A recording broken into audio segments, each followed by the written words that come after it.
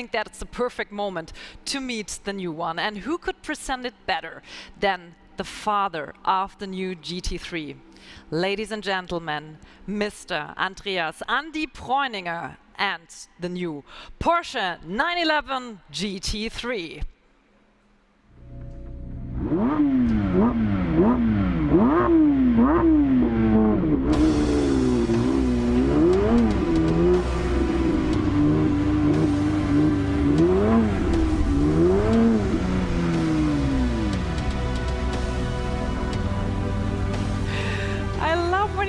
I think that's also the way he parks in front of a supermarket, right? So here he is, Andy. I think driving slowly is not an option for you, right? Well, it hurts almost driving that car slowly, sorry. That was slowly for you, okay. I think that was a really good, let's say, sneak peek of what the GT3 is all about. We're going to talk about that later. But first of all, I want to know from a very personal perspective, what makes the GT3 special? Well, Sarah, it has been a tough and challenging race in the last 3.5 years, and I'm happy to admit I'm quite keen on seeing the finishing line and the checkered flag ahead. This was the biggest, most complex and most demanding GT project so far, but what a machine. The results shows it. It was well worth the effort. This is the most extreme, most exciting GT3 that we have ever developed. And for that reason, it's a very special car for me and my team. Yeah, and you said it already, this isn't just a car anymore. I think it's really a driving machine. But I have one question. Did you two race beforehand and the winner got to drive the car on the stage? Or No, so but yeah, it would be a good idea for the next time. Next time.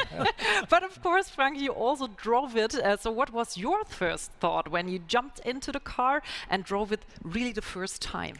Well, that's always a very special moment if you get if you have a new variant, if you have a new GT3, and the engineering guys normally they say no, it's too early, but then you have to beg and ask them, can I drive? And this first impression of a car to get the feedback, if it's really a GT3, could we carry over all the DNA that we wanted that are necessary for a GT car also to a new platform? What is not so easy, looking at the boundaries of homologation and everything.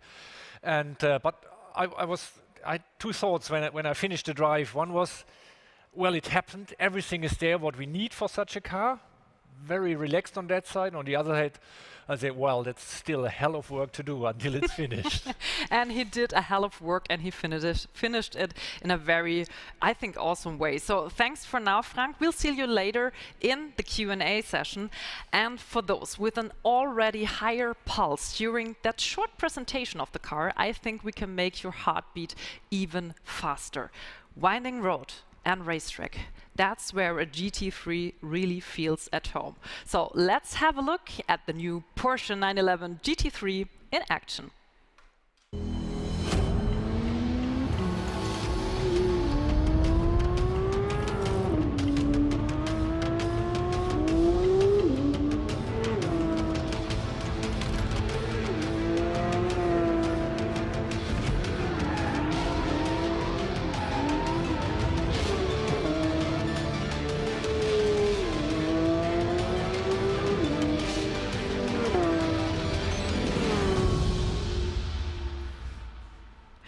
30 seconds only, but I enjoyed each and every second of it. Andy, since we're talking here about high-performance sport cars, I mean, the people want to know what's under the hood. Well, under the hood depends what luggage you're carrying, because we're referring to this part of the car as the hood. As the thanks front. for that. You want to know about the engine, right? What's beneath the rear wing? So, and I can tell you, it's a motorsport engine from the first degree. It's the same engine we use in the Cup car. It's 4-liter displacement, flat six, high revving, a fire-breathing, normally aspirated engine with all the tech from a race car engine, like individual throttle bodies, dry sump lubrication, titanium parts in the engine, a lightweight exhaust. This is, for me, the most emotional engine that's on the market anywhere today. It's so much fun. But it's not all that defines a GT3. It's a lot engine, but it's the rest also. And on that car, we have a complete new suspension, a double wishbone front axle for the first time. That's a revolutionary evolution, I would say. Bigger wheels, bigger brakes, wider rims, and that all on the 992 platform, and it's a little bit bigger, a little bit more competent, and it needed some lightweight trickery to keep the weight down, and that is dispersed all over the car. So all boxes ticked. So, did I miss the part where you said how much horsepower this car has? No, this car has 510 horsepower, and that's a lot for a 1435 kilo car. And that's exactly the sweet spot we're aiming at for having a driver's car and the perfect track tool for the weekend. And speaking of another very favorite topic of you, I mean, you're well known for putting your cars, let's say, on a diet. So how much did you train off at this one? Well, that brings us back to the hood. Finally. It's made of carbon fiber, and we save some kilos here. And underneath hidden is a super lightweight battery that brings the weight down even more. The rims are lighter than before. If you look at the glass throughout the car, there's super light, very thin glass. So we save about 5 kilos in comparison to the predecessor just on the glass. And if you're a freak for carbon fiber, you get a roof in carbon fiber as well. Puts down the car's weight another kilo, and the rear wing and the whole section on the rear is painted, but underneath, even where you can see the cross members, carbon fiber as well. Additionally, around the engine we found another 5 kilos, and it goes on and on and on. The end result is this car is about the same weight as the predecessor, but incorporating a lot more technology. But you just talked about all the exterior components. So what is about the interior? Did you also tweak something here to reduce We don't weight? stop at the interior. If you look closely, you'll find complete new ways of setting up the carpet in the car. It's complete new lightweight carpet. In comparison to the predecessor, it's about 3 or 4 kilos less, and that's quite substantial. We changed the seats a little bit more edgy, give a little bit more support to the shoulders. And look at that microfiber cloth here. It's a dual layer with this blue shining through. It's perforated. It looks very sophisticated with the stitching. We like it a lot because it mirrors the exterior so well. So for the record, you started that topic. So let's dive into the girly talk, because I love that application here. It's the same color as the outside color. And I learned that this color is called shark blue. So who's the inventor of, I have to mention it again, shark blue? Shark. I mean, the inventor of names is always our marketing department, and they were spot on. with shark blue, I think, because shark, what a beautiful, powerful and elegant creature. I think it fits very well to the character of the GT3. But the color itself, I have to confess, I could contribute, and there's a little anecdote connected to that, because when I was on holiday, which is rarely, I was lying at the beach in August 27 in Sardinia, and this big, beautiful super yacht passed by, a 300 feet, very elegant super yacht, and it had this gleaming blue hull. I was on my feet taking my camera, said, that's exactly the color we need. And the rest is history. Here it is. So this is what you do on your holidays, on your rally holidays. Well. And I think a lot of people out there, including myself, are very happy that this yacht wasn't orange or something like that. But speaking of design, let's go to this, well, I say, huge rear wing and to that massive diffuser down there. I think these aren't just design elements. This is a statement straight from the racetrack. This is an absolute statement, but it's a functional statement. On a GT car, like on every Porsche, form follows function, but we think the form should look beautiful as well while it's functioning. And this is the new way of supporting a wing, a rear wing. If you turn around and look at the RSR race car, a swan neck spoiler, a swan neck wing, sorry, it shows perfectly the technology transfer that we live with the GT cars, with the GT race cars and the G street cars. So technology transfers from the track to the road, and this is a perfect example. And what works on a race car and makes it fast, it's good for a street car as well, is it? So it also depends now on the driver, but motorsport feeling is given here. Although the GT cars are inseparably connected to you, we have to mention there's a whole team behind these cars. And of course, a lot of more energy. So technology as well, but technology. So let's have a look directly into the development of GT cars.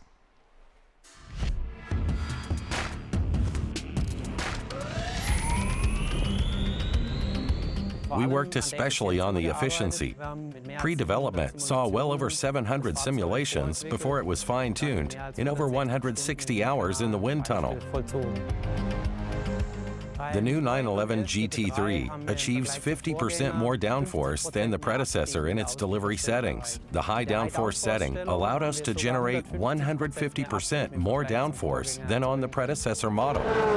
For the first time, these cars are coming with an adjustable front diffuser. Its 4 different settings can regulate downforce at the front. This continues at the rear. Here we have a fully closed rear diffuser, which generates more than 60 kilograms in downforce at top speed. This time the rear wing is suspended from above. The wing's upper surface is the pressure side that is significantly less susceptible to disturbances. The wing's underside is its suction side and reacts delicately to disturbance patterns. Not only the components, but also the development methods are very much alike those of motorsport vehicles. In the wind tunnel, we don't only simulate straight-line driving, but actually check every position the car will take on the track. We let the car yaw, pitch, and roll to simulate ambient conditions on the track, which we then improve accordingly.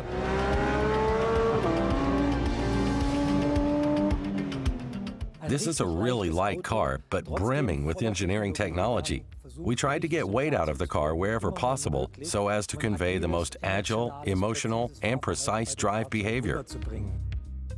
Speaking of emotions, it's not only a matter of having a light car that feels precise and agile, but the engine plays a vital role too, being the heart of the vehicle.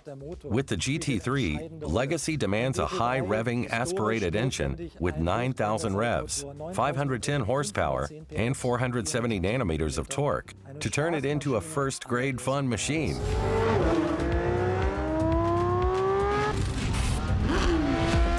The difference between a cup engine and a road engine here comes down to just 2 key components: the exhaust system and the engine control unit. The individual throttle butterflies come straight out of racing. Fitted into the street-legal car, they now provide a much better response behavior. Thus, the driver's commands are implemented instantly and more precise, which impressively underlines the very features of the naturally aspirated engine. The challenge of a high-revving engine comes with the masses that need to be accelerated and decelerated time and again.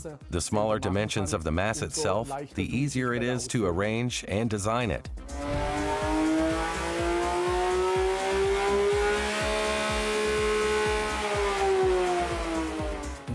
This engine really needs no sound engineering.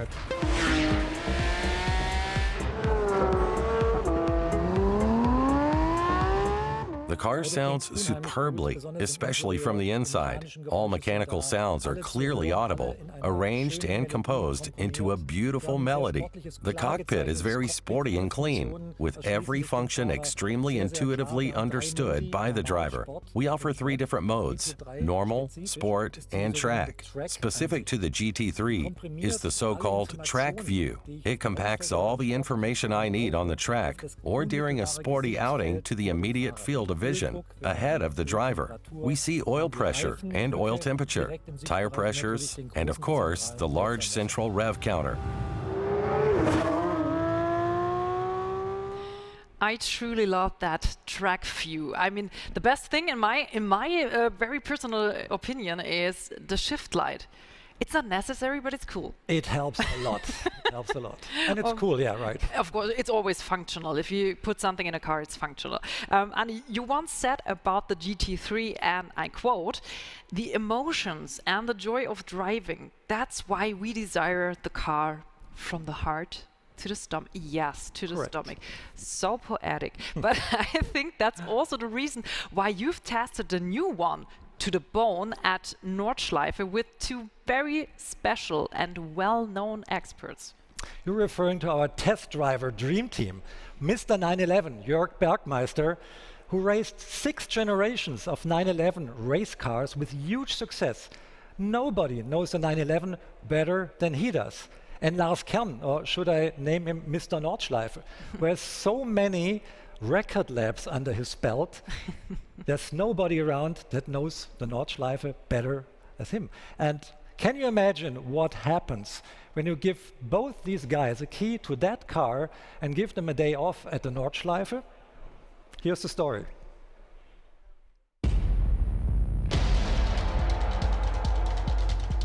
The Nordschleife is the real acid test, the benchmark in motorsports. It takes all from the car. You never stop learning. Up and down, blind sections, slow corners, fast turns. The Nordschleife has it all. It tells you about an absolute best-in-class performance. If you manage it well, you know the car is fit for anywhere. Next to the engineering, it is definitely the spirit you bring to this track. We have a team that is very much rooted in the GT concept, able to come up with ever new ideas out of years of hands-on experience. The car now comes with a double-link traverse axis, an absolute first for a street car. I would say this is an example for real one-to-one technology transfer from motorsports into serial production, which ultimately benefits the customer. Already, the 911 RSR demonstrated to us that this is a significant step for the performance. The same now happened to the GT3 street car. My personal feeling is that lap times are coming from technical departments. All in all, this is a giant step towards a race car. It hardly pitches when you brake, and the transition phases in the corners are very neutral. Significantly more downforce. In the Schwedenkreuz, the minimum speed was 220 kilometers per hour. Simply a perfect package.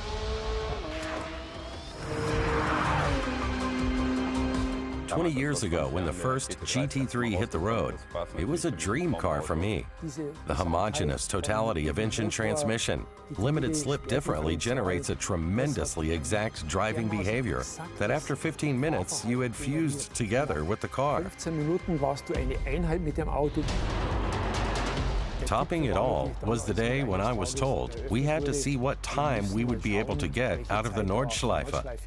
Up until then, there was no serial production car that had made it in under 8 minutes.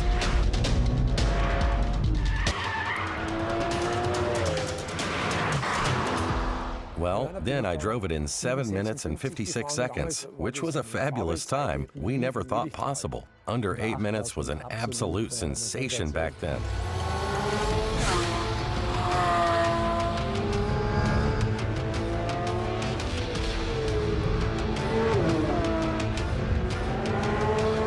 If anyone had told me that in 20 years, this kind of car could do it in less than 7 minutes, we would have replied that this is impossible. 1 minute is light years. Lap times are now faster than with a 918. This in turn tells you how fast the car is cornering. We got out and said, this is the best street car we have ever driven in our lives. The car is nearly 17 seconds faster than the predecessor, which is really breathtaking, especially if you drive it like this morning, with constancy and many laps after another, with two drivers who are separated by just 3/10 of a second. Do this on the Nordschleife and not on any Grand Prix track. That's the drivability of the car. Squeezing out that 1 minute is a tribute to the engineers who really did an outstanding job. Naturally, I respect our young race drivers, but one day I'll get the chance to head out to the Nürburgring to see for myself how that works. That was probably the most diplomatic challenge ever. We're looking forward to it, dear Walter. And I'm very delighted that he's here now, right from the racetrack in our studio, the Mr. 911 and Porsche ambassador, Jörg Bergmeister. Welcome, Jörg. Thank you. First of all, I have to ask, do you accept the challenge of Walter? Anytime.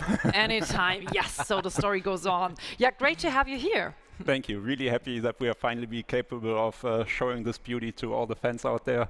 Really exciting.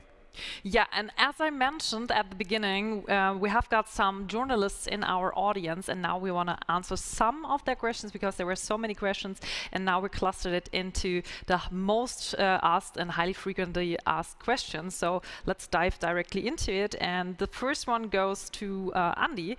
Do you offer also Club Sport package at the same time with basic version, and what does it contain? As a matter of factly, this is a car used on track days a lot, and that's what the Club Sport package is made for. And historically, from the first GT3, we offered this Club Sport package, and so we'll do that again. And it consists of a roll cage, a rear part of a roll cage, and some 6-point belt harnesses, everything you know from the historical cars as well. So everything's included in the package, and the good news about that is it's a non-cost option. That was the best part. So that was storytelling. Yeah, good one.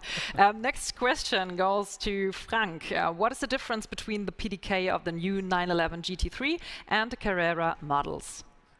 Well, for the GT3, we decided to keep the 7-speed with the direct ratios and had to adjust it a little bit to the wheel diameter, but we saved weight and thought that fits better to the characteristics of the GT3.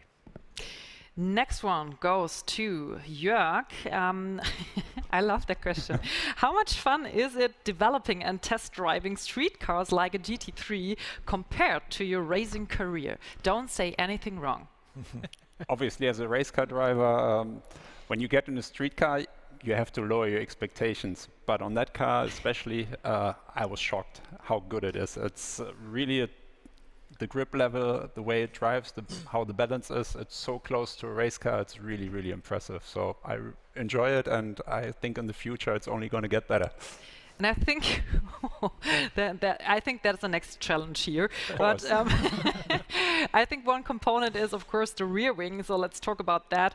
The rear wing of the new GT3 looks impressive. Could there be an even bit? It's really a question. Could there be an even bigger wing on a 911 anytime in the future, Andy? I can imagine, yes. If you look at the RSR here behind us, it's got a bigger wing, so there's room for improvement, I would say. I wouldn't rule that out, yes. So, next one, Frank. First of all, congrats on a great presentation. Thanks. Thank you. Thanks. Will you be able to offer customers paint to sample colors from the start, or will this be added later? That was something I expected. Well, let me say, we learned our lessons. We are preparing a paint to sample. It will be immediately or very quick introduced in higher capacities than ever, if everything works out. So we're working on that. It will come by mid of the year. If everything works, keep the fingers crossed, but it looks very, very good. And if someone is looking for a very special and individual color, I think Jörg has got the best color inside here. Maybe you can show. Yes, that would be exhausting on a GT3. So let's move on. Jörg, on which sections of the Nordschleife did the new 911 GT3 improve most compared to the previous model? That's a good question. I never drove the old car on the Nordschleife, to be honest. But where it impressed me the most was the high-speed sections. I think if you compare it to the previous GT3 RS, we are evenly matched now. And considering it being a GT3, I think that makes it even more impressive. So the high speed was definitely very, very impressive. And speaking of sound, we already heard in that video that sound engineering wasn't necessary. Yeah, we have to talk about that. How did you manage to maintain the typical GT3 sound with OPF in the exhaust, Andy? Well, we didn't have to do so much things, to be perfectly frank. This engine has an inherent good sound, and you can't spoil it with whatever exhaust you're putting under the car. And you have to consider that on the predecessor, we had 2 outer dampers and a damper in the middle. Now we are only having the center damper, and the particulate filters and the catalyst, they function kind of as a damper as well, and so we don't lose any noise. And even the back pressure is not so much bigger than it was before on the outgoing model. Now I've got a very interesting question. I'm really looking forward to your answer, because this is, I think, the question of the questions. How does a car like the GT3 fit into the electrification plans of Porsche? Frank. Ooh, that's interesting. It fits, from my perspective, very good, because it's still the DNA of Porsche, and we want to keep the DNA. And second is we published that we are doing our research, and we have partners to look in the subject of synthetic fuels. What we see is definitely something what could help to reduce the CO2 emissions worldwide, especially for the existing fleet. We want to test this in motorsport, and it also fits to a GT3. We have no downside by using this kind of fuel. So that shows clearly that we trust in this technology. That was a very diplomatic and good answer. And we move on with another very, very driving question in the audience. And that goes to Andy. Will the new GT3 be available with touring package again? If yes, when? Well, we love the spoiler, but we love the touring package as well. And later that year, we have an idea if there's a touring package, yes. And I think we can confess here, a touring package will come out later that year. And it has been very successful, and we have found this new niche very interesting for us and for the customers. So clear yes to that answer. And the people out there are sitting there like, whoo. So, good job. Last question goes to Frank. The naturally aspirated engine was applied here, keeping in line with the 911 GT3 ethos. But was a turbo engine ever considered for this new model? Well, when we started with the concept of these cars, we always said we have to keep the normally aspirated engine as long as we ever could do, whatever it takes, whatever effort. So the second part was done, whatever it takes. So the effort was really huge and was a really difficult development, but we finally managed it.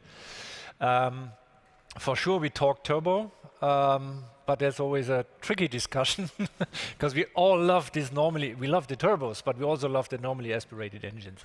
So we'll see on the regulation and the emission side worldwide, because we are doing a world engine that fits from, let me say, South Korea to the US, from Saudi Arabia to Europe. It fulfills all emission regulations worldwide. That's very, very tricky. So we do our best to keep it live as long as we could. So I think we could talk here for hours, but unfortunately we're at the end of our live stream. So I want to say massive thanks to all of you. Thanks for your insight, answers, and of course, thanks for this.